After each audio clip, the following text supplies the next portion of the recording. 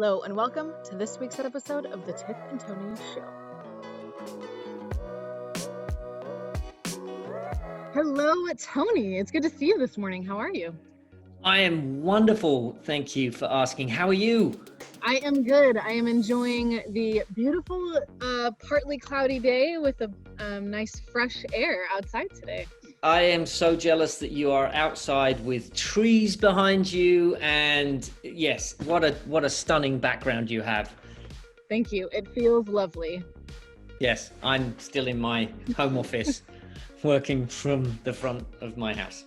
Yeah. Well, you've got a window, so it's great. I do.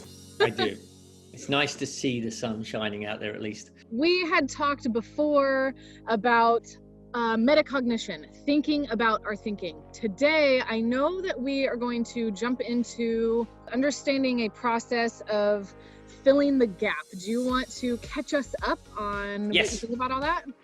Yeah, absolutely. This whole thinking about our thinking, like metacognition, our brain perceives us as we are today with our character values, our flaws, our gifts, all of that sort of stuff. If we want to grow, then we've actually got to project into what we want to grow into. I'll give you an example. I have always struggled with my own self-worth, and I don't think there's enough to go around. And so some people would call that a scarcity mindset, right? I struggle and I fight for everything I've got. Well, I actually want to see the world as a place of abundance. And so I want to see the world that there's enough to go around. In fact, there's so much more than we could potentially think about. And so I'm putting out there in my mind that abundance is a character trait that I want to live into. Well, I'm not there yet. So abundance is out in front of me. I'm living here with this scarcity mindset that my brain knows about. And what I've got to do now is I've got to fill that gap to live an abundant lifestyle and have an abundant mindset. So it's a process of filling in the gap and getting my mind from here to here, because right now there's a dissonance, there's a disagreement with my brain saying, but you're not that, you're this. And so I can say, okay, I'm going to listen to it and I'm going to stay here, or I can take on the growth opportunity that I've put in front of me and move towards this abundance that I want to have in my life. It sounds like that is a key part of this is recognizing that it's a process. And we've talked about this so many times on the Tiff and Tony Show. So many times. I've talked about it in my Friday challenges. We talk about it with the kids. Life is a process. Growth is a process. We don't expect anyone to be perfect or just flip a switch. Like, hey, go be more respectful. Flip a switch. Now you're respectful for the rest of your life. It doesn't work that way. Our brains don't work that way. We're humans. My question for you is, how do you think we can start practicing this process, putting the process into place from getting, for you, from a place of scarcity to a place of abundance? What could that look like? What are some tools that we can put into practice?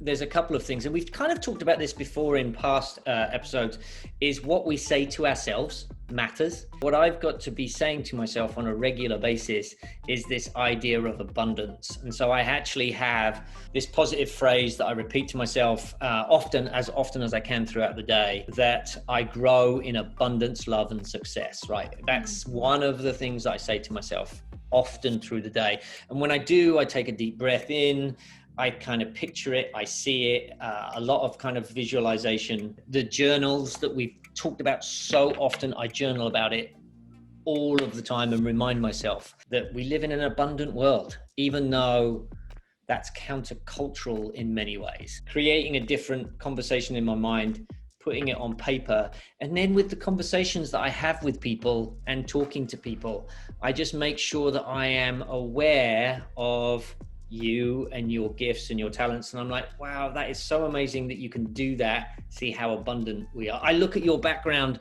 and see the trees and all of that good stuff. And I think, wow, what an amazing world we live in. I'm a man of faith. When I pray expectantly to God that he will provide the abundance any way we can, whatever you can do to remind yourself. Another important part of this is recognizing that we need to shift our thinking. So it's not this process that we can kind of mindlessly go into and check off the boxes and say, oh, well, now I'm one step ahead than I was yesterday or a moment ago.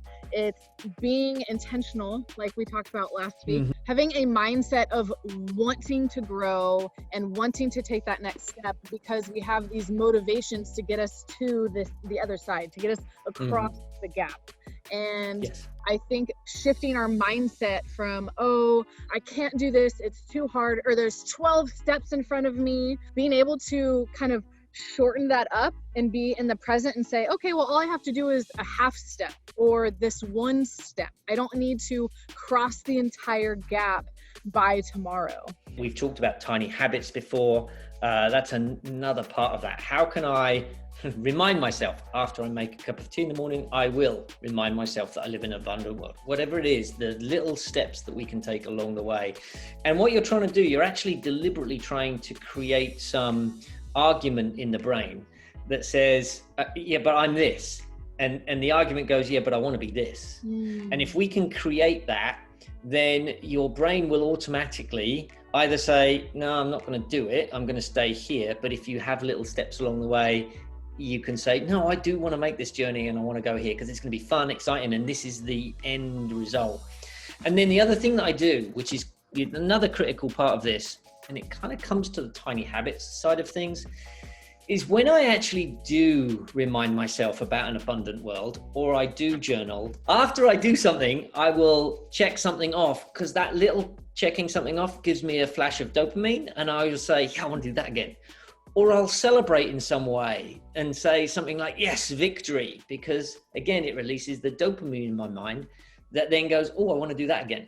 And so the more I do it, the more I move closer to my final goal, which is this thought of abundance in my world. Question for you on this: what's something that you would want to move into, to live into? What's a word or a character trait that you feel is important to you? It's actually something that you touched on earlier. I also struggle with my own self-worth, and there are so many days where even I show up to work and think to myself, well, what can I actually offer these kids? Am I helping them? Do I have anything to offer the friends in my life? Or am I going to be a good mother someday? There's so many doubts that I have about myself. So I'll just categorize that as self-doubt. I'm here in self-doubt, and I want to be in a place of self-love. It's so easy for us to look at ourselves and have that doubt. I know where you'll come from in that. And yet, when we ask someone else about who we are, or have someone comment on who we are, they'll say, what an amazing person you are. I've worked with you now for nearly 2 years.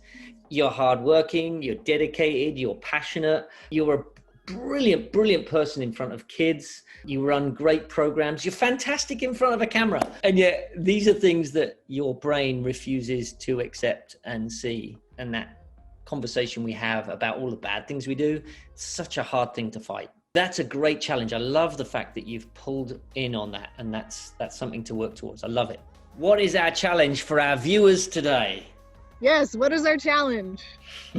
I would love to challenge our viewers today to think about a personality trait, a character trait, something about them that they want to grow into, that they're not quite there yet. For you, self-love, how do I grow into self-love? For me, abundance, how do I grow into self-love? So pick that character trait, whatever it is, that value that you want to move into, and then start the process of telling yourself you are that, you can be that, whatever it is. Start the process. Journal, create a positive affirmation statement that reminds you that you are that, and live a life that reflects that particular trait. Live a life that reflects self-love.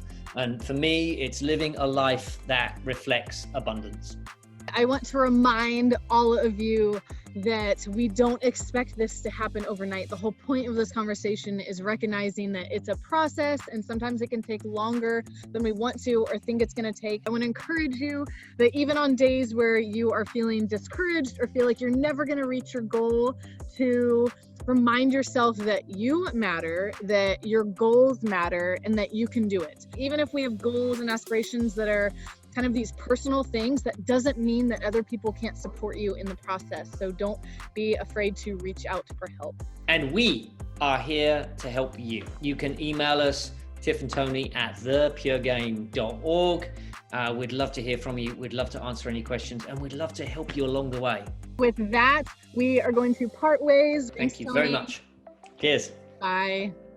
Thank you so much for joining Tony and me in this week's episode of the Tiff and Tony Show. We hope you feel encouraged and motivated to keep growing with us.